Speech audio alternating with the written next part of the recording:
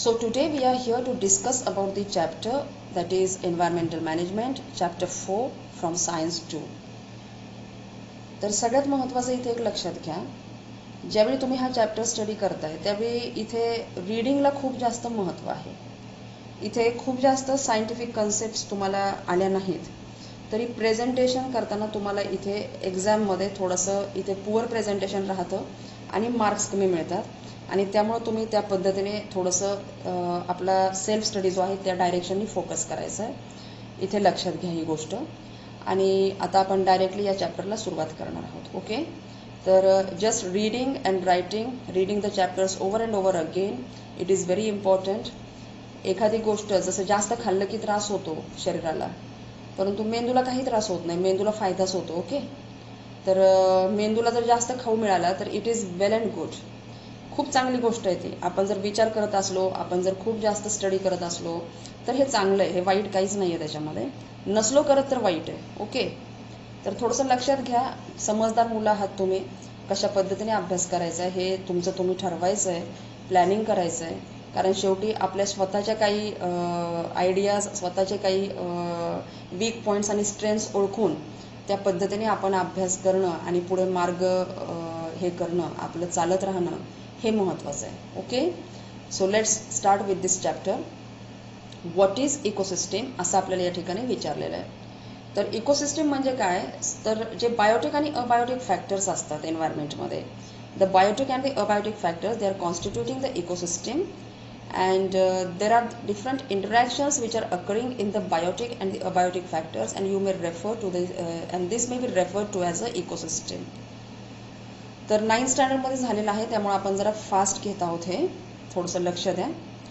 And which are the types of consumers इथे विचारलेलं आहे बघा. तर टाइप्स ऑफ कन्झ्युमर्स आपले हे 9th स्टँडर्ड मध्ये झालेलं आहे. प्रायमरी कन्झ्युमर्स असतील, secondary, tertiary consumers. And the criteria for classification of these consumers, it depends upon the order in which they are placed in the food chain. म्हणजे कुठल्या ऑर्डरमध्ये ते आहेत फूड चेनमध्ये त्याच्यावरती हा क्रायटेरिया आहे क्लासिफिकेशनचा, हे आपण या ठिकाणी लक्षात घेऊयात. And what may be the relationship between lake and birds on a tree. म्हणजे whether a bird it is related to lakes and also tree. So yes, the habitat of the bird is tree and the food it is obtaining is from the lake. The different types of fishes or different types of insects which are present in and around the ponds, these are the prey for this bird. म्हणजे हे त्याच्यासाठी भक्ष्य आहे, हे या ठिकाणी लक्षात घ्यायचं आहे. त्याच्यानंतर difference between food chain and food web. So you may simply say that a food chain is simple one but food web it is complex. Means you can see a food chain, but food web it consists of various different types of food chains existing in the environment, existing in nature. So in a food chain there are many different animals. They are depending on a single animal or they are depending on producers and it forms a complicated network and it is called as a food web. इथे अजून एक महत्त्वाची गोष्ट की कुठल्याच गोष्टींना इथे तुम्हाला ब्राउझिंगची वगैरे काहीच गरज नाही आहे. जेवढे व्हिडिओज वगैरे आपण पाठवतोय आणि जर आपण काही लिंक्स पाठवल्या वेगळ्या ॲनिमेटेड व्हिडिओजच्या वगैरे तेवढ्या फक्त बघायच्या आहेत. ओके, आता इथे पुढे बघा थिंक अँड आन्सर दिलेलं आहे आणि इथे तुम्हाला हे विचारलेलं आहे write the name and category of each of the component shown in the picture. तर हे झालेलं आहे तुमचं. प्रोड्युसर्स असतील, त्याचप्रमाणे डिकम्पोजर्स आहेत, त्याच्यानंतर primary consumers, secondary consumers, tertiary consumers, अशा पद्धतीने तुम्हाला ते कॅटेगराईज करायला सांगितलेलं आहे आणि नेम्स लिहायला सांगितलेले आहेत. तर थोडंसं लक्षात घ्या, थिंक अँड आन्सर जरी हा क्वेश्चन असेल तरी सुद्धा तो त्या ठिकाणी हे करायचं आहे आपण. म्हणजे अतिशय सिम्पल आहे, खूप जास्त तो अवघड नाही आहे आणि जस्ट एकदा अभ्यास करायला हरकत नाही आहे. जरी कॅन्सल झालेला पार्ट असेल तरी इन केस जर आपल्याला प्रश्न आलाच तर अगदीच आपण पूर्ण तो निग्लेक्ट केलेला आहे असं व्हायला नको. And what is necessary to convert this picture into a food web. म्हणजे जर आपण इथे आणखी ऑर्गॅनिझम जर इंट्रोड्यूस केले तर हे फूड वेब होऊन जाईल ना. म्हणजे हे ग्रास हॉपर जे आहे, grasshopper is eating grass, is only grasshopper eating grass. Goats are there, sheep, rabbit, it is also eating grass. म्हणजे अशा पद्धतीने तुम्ही इथे अजून ऑर्गॅनिझम जर इंट्रोड्यूस केले तर food web it will be converted into a food chain, food chain it will be converted into a food web. तर अशा पद्धतीने हे थोडंसं कुठे स्लिप ऑफ टंग वगैरे झालं तर ते पण समजून घ्या थोडंसं, की फूड चेन हे फूड वेबमध्ये कन्वर्ट होत आहे. ओके, तर हे या ठिकाणी लक्षात घ्या. आणि नेक्स्ट स्लाईडमध्ये आपण जे पाहतोय ते लक्षात घ्या. इथे इकोसिस्टीम रिव्ह्यू म्हणजे इकोसिस्टीमचं या ठिकाणी थोडक्यात डिस्कशन केलेलं आहे आणि हे क्वेश्चन आपण आधीच डिस्कस केलेलं आहे. तर इकोसिस्टीम हा रिव्ह्यू या ठिकाणी म्हणजे what is ecosystem, it is the biotic and the abiotic factors and their interactions which each other. तर बायोटिक फॅक्टर्स तुम्हाला व्यवस्थितपैकी माहिती आहेत की जे ऑर्गॅनिझम्स आहेत from microorganisms to ranging from microorganisms to well, giant whale, giraffe and many other huge elephants. These are included. Both the plants and animals, they are included as biotic factors in the ecosystem. And the abiotic factors, they are the sun, temperature due to sun, pressure, air, atmosphere, water, pressure of air. All these are included under abiotic factors. Moisture and many different factors may be included. Soil is also there. So many different factors are included as abiotic factors. So you just remember here that how the interactions that are taking place between biotic and the abiotic factors. तर Biotique आणि abiotic मधली जर interaction आपण पाहिली तर आत्ताची जी interaction जर आहे मी सांगितली सहज, थोडासा विचार करा हे अभ्यास करताना की आता सप्टेंबर महिना चालू आहे पण हीट जी आहे बाहेर एन्व्हायरमेंटमध्ये, the heat is just like October heat. October हीटप्रमाणे ही हीट जी आहे ती वातावरणामध्ये आहे. मग लक्षात घ्या की ही जी हीट आहे त्याच्यामुळे आपल्या जे हे आहेत आपल्यावरती याचा काही इफेक्ट झालेला आहे का, तर निश्चितच स्वेटिंग वाढलेलं आहे. त्याच्यानंतर urge for thirst it has also been increase, म्हणजे जी तहान लागण्याची जी हे असते ती इन्क्रीज झालेली आहे. म्हणजे अशा पद्धतीने ही झाली अबायोटिक आणि बायोटिक इंटरॅक्शन. त्याच्यानंतर बायोटिक आणि बायोटिक इंटरॅक्शनचं बेस्ट एक्झाम्पल जर द्यायचं झालं आता सध्याच्या परिस्थितीमध्ये, तर हा जो कोरोना व्हायरस आहे आणि आपण आहोत ॲज ह्युमन्स, म्हणजे आपल्याला जास्त इम्पॅक्ट जो जाणवतोय तो कोरोना व्हायरसचा, तर तो बायोटिक इंटरॅक्शन अतिशय ज्वलंत उदाहरण आहे हे या ठिकाणी लक्षात घ्या. म्हणजे जस्ट करंट उदाहरण आणि आपण त्या ठिकाणी सफरर्स आहोत. We are the sufferers over here, we are suffering from due to this corona virus. Okay, ते आपल्याला इथे एक्झाम्पल घेता येईल. आणि अबायोटिक आणि अबायोटिक्सचं असतं का, विचार करा जरा थोडासा. अबायोटिक आणि अबायोटिक्सचं होतं का त्या ठिकाणी इंटरॅक्शन, तर होते ना. अबायोटिक आणि अबायोटिकची इंटरॅक्शन होते. म्हणजे फॉर एक्झाम्पल समजा सॉईल आहे and if I am adding fertilizers to the soil without testing my soil in any proportion, then what happens, the fertility of the soil decreases, and this is the abiotic interaction, that is interaction of fertilizers and the soil. तर अशा पद्धतीने थोडंसं examples घेत थोडासा study करा आणि इथे तुमच्या प्रेझन्स ऑफ माइंडचा इथे जास्त उपयोग करून घ्या.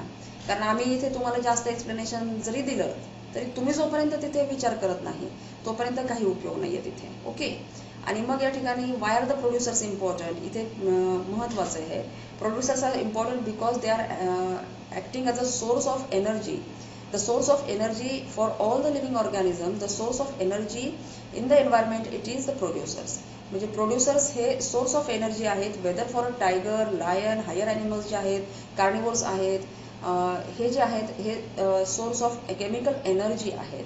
And the main source or the ultimate source is the sun. म्हणजे source of chemical energy are the producers. These are the trees, plants on which all the living organisms are dependent directly or indirectly. आपण directly dependent आहोत पण tiger it is indirectly dependent. म्हणजे tiger जरी grass खात नसेल तरी पण तो इनडायरेक्टली त्या फूड चेनमध्ये त्या प्रोड्युसर्सवरतीच डिपेंडंट आहे असं आपण या ठिकाणी म्हणू शकतो. तर अशा पद्धतीने हे प्रीडेटर्स वगैरे हे सगळे या प्रोड्युसर्सवरती डिपेंडंट आहेत. आणि इथे जर आपण पाहिलं तर तुम्हाला एक महत्त्वाचा क्वेश्चन इथं विचारलेला आहे की termites and insects are the important these are present in dump. The termites आणि insects which are present in filthy places. तर फिल्दी या शब्दाचा अर्थ काय होतो? फिल्दी म्हणजे डर्टी प्लेसेस, अस्वच्छ जागेमध्ये ते असतात, त्याला आपण फिल्दी प्लेसेस असं म्हणतो. आणि अशा पद्धतीने हे जे फिल्दी प्लेसेस आहेत इथे जे अळीसारखे प्राणी, टर्माइट्स आणि हे कॅटरपिलर्स म्हणजे अळीसारखे असतात ते, मग ते त्या ठिकाणी युजफुल आहेत का? तर yes, they are useful because they R cleaning the environment. म्हणजे एन्व्हायरमेंटचं क्लिनिंग करणारे हे जे डिकम्पोजर्स आहेत आणि हे जे काही स्कॅव्हेंजर्स म्हणजे स्कॅव्हेंजर्स म्हणतात त्यांना, those who are feeding on the dead and decaying matter, these are called as scavengers. आणि those who are decomposing that matter, these are called as decomposers. म्हणजे दोन प्रकार आहेत यामध्ये. स्कॅव्हेंजर्स म्हणजे ते दे are directly feeding on that, ते त्याला हे करतात. आणि डिकम्पोजर्स म्हणजे काय? ते आधी त्याला कन्वर्ट करतात आणि त्याच्यावरती ते अवलंबून आहेत, त्याला आपण डिकम्पोजर्स म्हणतो. म्हणजे microorganisms they are converting these substances and then they are using it as a source of nutrition for their life. हे मायक्रो ऑर्गॅनिझम्सचं डिकम्पोजर्सचं असं आहे. आणि नीट समजून घ्या, डिकम्पोजर्स काय करतात? त्या सबस्टन्सेसला डिकम्पोज करतात and they are obtaining nutrition. But scavengers they are directly feeding on that. But the role of both of these is the same. दोघांचाही रोल एकच आहे. दोघांचाही रोल काय आहे? Cleaning the environment. म्हणजे लक्षात घ्या, हे स्कॅव्हेंजर्स आहेत. ओके, कॅटरपिलर्स, त्यानंतर termites and insects, these are the scavengers. परत एकदा लक्षात घ्या, डिकम्पोजर्स काय करतात की डिकम्पोज करतात फूड मटेरियल्स आणि मग ते त्याच्यावरती अवलंबून असतात. आणि स्कॅव्हेंजर्स काय करतात? ते डायरेक्टली दे आर फीडिंग, म्हणजे डायरेक्टली ते खातात ते आणि मग डायरेक्टली खाऊन दे are using that material as a food. But decomposers they are first converting it into simple components and they are using as a food after decomposition or after different types of chemical reactions, and that is the decomposition reactions. म्हणजे अशा पद्धतीने इथे decomposition त्या ठिकाणी घडवून आणणारे म्हणजे त्या ठिकाणी आपल्याला मायक्रो ऑर्गॅनिझम्स म्हणता येतील. आणि स्कॅव्हेंजर्स मीन्स दे आर फीडिंग. म्हणजे क्रोचं पण एक एक्झाम्पल घ्या ना त्या ठिकाणी, की क्रो जो आहे तो डायरेक्टली त्या ठिकाणी इन्सेक्ट्स वगैरे किंवा जे काही डेड जे हे आहेत मॅटर आहे, the dead matter of plants and animals, it is feeding on that and therefore crow is a scavenger. म्हणजे अशा पद्धतीने इतरही स्कॅव्हेंजर्स तुम्ही जस्ट एक विचार करून शोधू शकता, नेटला सर्च करून नाही. just you think about that and you think about that, you keep this in your mind, which are the more examples of scavengers. त्याचे एक्झाम्पल्स तुम्ही त्या ठिकाणी घेऊ शकता. आणि इथे आपलं जे एक्झिस्टन्स आहे, म्हणजे असं होईल का की आपल्याला फक्त आपणच आहोत इथे आणि कुणीच नको आहेत? तर असं होणार नाही. Our existence is due to the different factors which are present around us. म्हणजे हे सगळे फॅक्टर्स जे आहेत त्याच्यामुळे आपलं अस्तित्व आहे.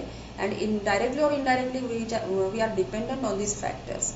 आणि मग इथे तुम्हाला हे जीवस्य जीवनम हे एक दिलेलं आहे, ते एक लक्षात घ्या. काय आहे जीवस्य जीवनम?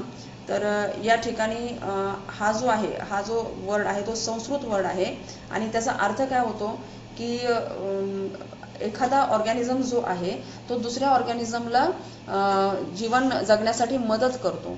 मग त्याला काय म्हणायचं? जीवस्य जीवनम. एक सहज लक्षात घ्या. आता हा व्हायरस जो आहे तो एवढा अटॅक केलेला आहे त्याने, पूर्ण ही जी वैश्विक महामारी निर्माण झालेली आहे, पण तो कशासाठी धडपडतोय? It is struggling for its existence. म्हणजे अशा पद्धतीने हा जो व्हायरस आहे तो स्वतः त्या ठिकाणी जगण्यासाठी धडपडतोय. तर अशी धडपड ही सगळ्यांचीच चालू असते. आणि बेसिकली प्रत्येक हे जे आहे म्हणजे आपण actually we are helping this virus to survive. म्हणजे आपल्या बॉडीमध्ये तो एंटर केला म्हणजे तो सर्वाईव्ह होतोय. म्हणजे अशा पद्धतीने एक ऑर्गॅनिझम दुसऱ्या ऑर्गॅनिझमला जीवन जगण्यासाठी मदत करतोय कुठल्या ना कुठल्या माध्यमातून. आता हे जाऊ दे, आपल्याला तो हार्म करतोय ही गोष्ट वेगळी आहे, परंतु फॉर एक्झाम्पल हे प्रोड्युसर्स आहेत, हे आपल्याला मदत करतायत ना जगण्यासाठी. तर तशा पद्धतीने हे जीवस्य जीवनम याचा अर्थ काय होतो की one living organism it is helping the other living organism to live. म्हणजे एक लिव्हिंग ऑर्गॅनिझम दुसऱ्याला जगण्यासाठी मदत करतोय. आणि इथे अजून एक क्वेश्चन विचारलेला आहे पहा. If fallen foliage in the forest, dead trees and carcasses, म्हणजे जे काही डेड ॲनिमल्स आहेत ते जर तसेच पडून राहिले, ते जर डिकम्पोज झाले नाही, तर काय होईल असा आपल्याला प्रश्न विचारला आहे. थोडासा थिंक करा. अतिशय सिंपल असा हा प्रश्न आहे. आणि इथे असणारे हे जे प्रश्न आहेत, what are the different trophic levels in the food chain. तर हे आपल्याला झालेलं आहे. यामध्ये first trophic level, second trophic level, third trophic level अशा पद्धतीने तो एनर्जी पिरॅमिड कसा आहे हे आपल्याला माहिती आहे. 9th स्टँडर्डमध्ये हे झालेलं आहे. थोडंसं त्याचंही रीडिंग करा. आणि अतिशय सिम्पल आहेत ह्या ट्रॉपिक लेवल्स. तर जे प्रोड्युसर्स आहेत it is indicated at the lower trophic level, that is the first trophic level. म्हणजे अतिशय पहिली जी ट्रॉपिक लेवल आहे ती प्रोड्युसर्सपासून सुरू होते. आणि मग पुढे एनर्जी पिरॅमिड म्हणजे काय असाही क्वेश्चन आपल्याला विचारलेला आहे. तर एनर्जी पिरॅमिड हा अतिशय सिम्पल पार्ट आहे की the energy flow in the trophic levels from one trophic level to the another trophic level, this is indicated by the energy pyramid. आणि अशा पद्धतीने एनर्जी पिरॅमिडमध्ये जी एनर्जी फ्लो जो होतो तो एनर्जी फ्लो त्या ठिकाणी इंडिकेट केला जातो. हे या ठिकाणी आपण लक्षात घ्यायचं आहे. आणि how the decrease in energy levels it takes place from the lower trophic level to the higher trophic levels, this has been discussed in 9th standard.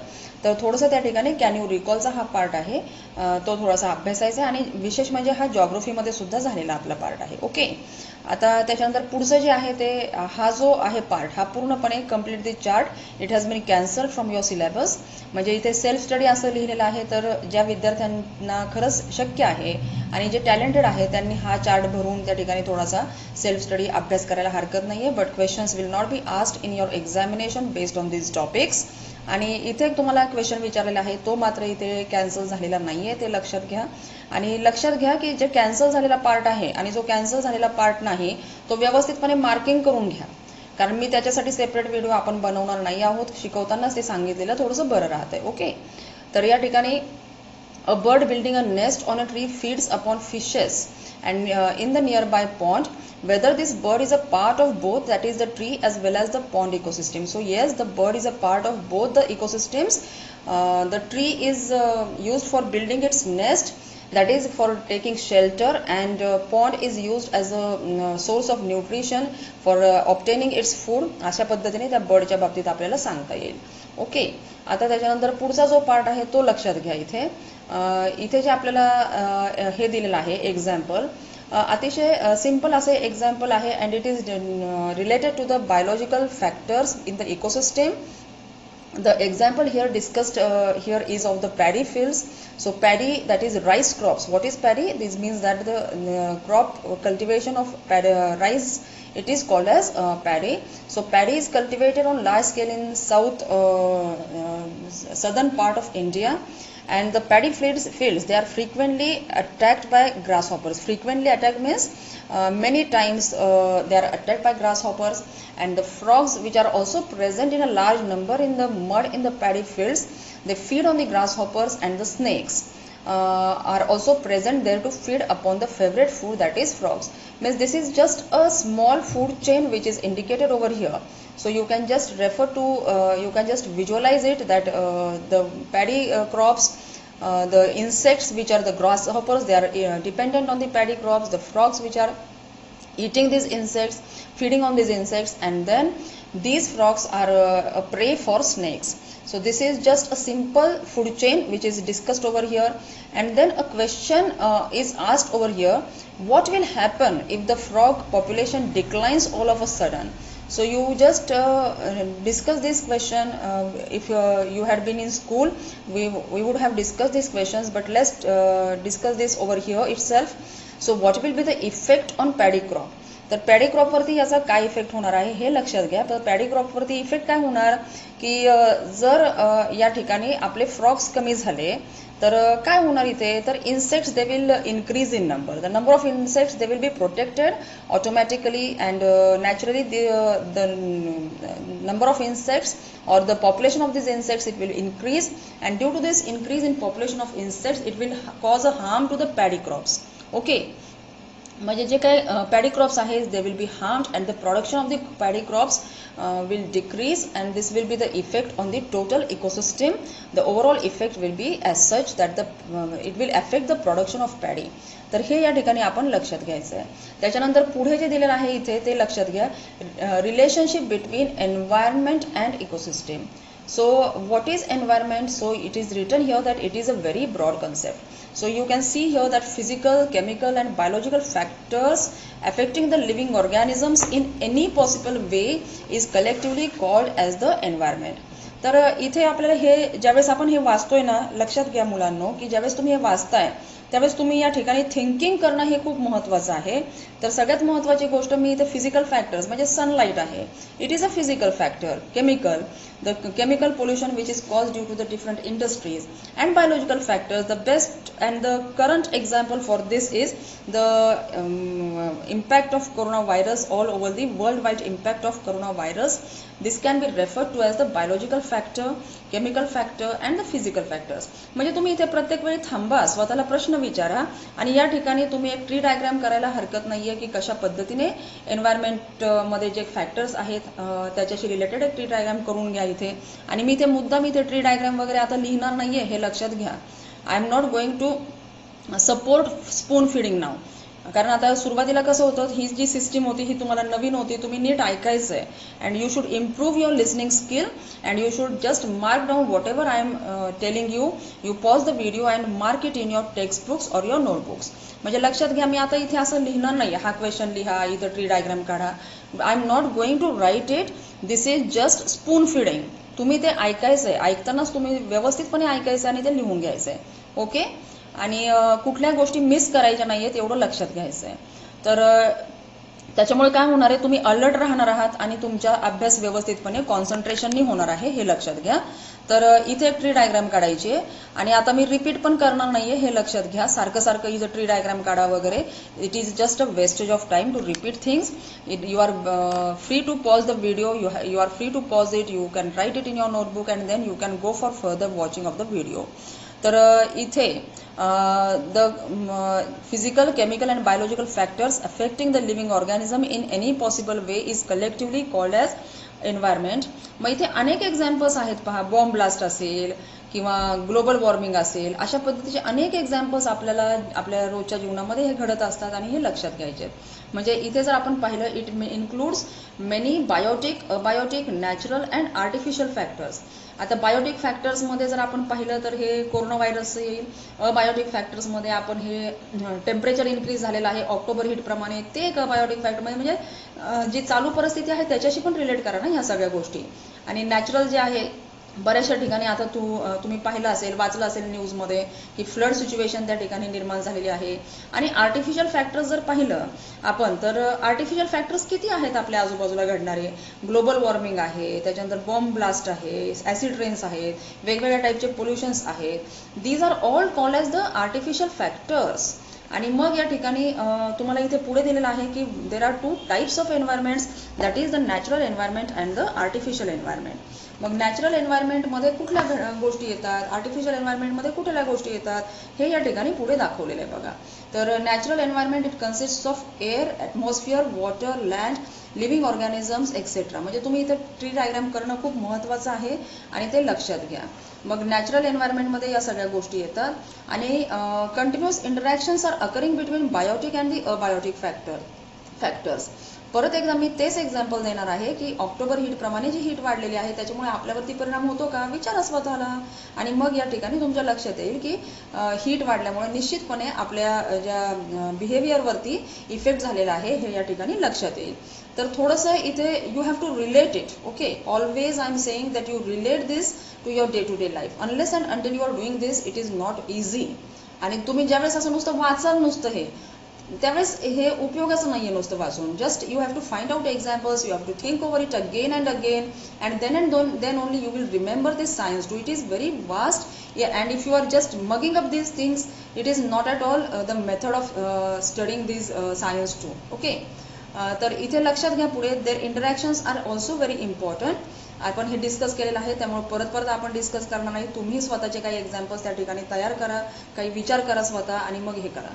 Artificial environment is also affecting the natural environment directly और indirectly. मग artificial environment जे आहे म्हणजे ते जसं मी आता सांगितलं global warming आहे, त्याचप्रमाणे बॉम्ब ब्लास्ट होतात काही ठिकाणी, किंवा मग एखादं ॲक्सिडेंट होतो एखादा फॅक्टरीमध्ये. So all these are related to the artificial factors which are affecting the natural environment directly or indirectly. And basically environment consists of two different basic factors. These are the biotic factors and the abiotic factors. You are well familiar with these biotic and the abiotic factors. And then what is ecology here? So the ecology is the study of interactions between the biotic and the abiotic factors.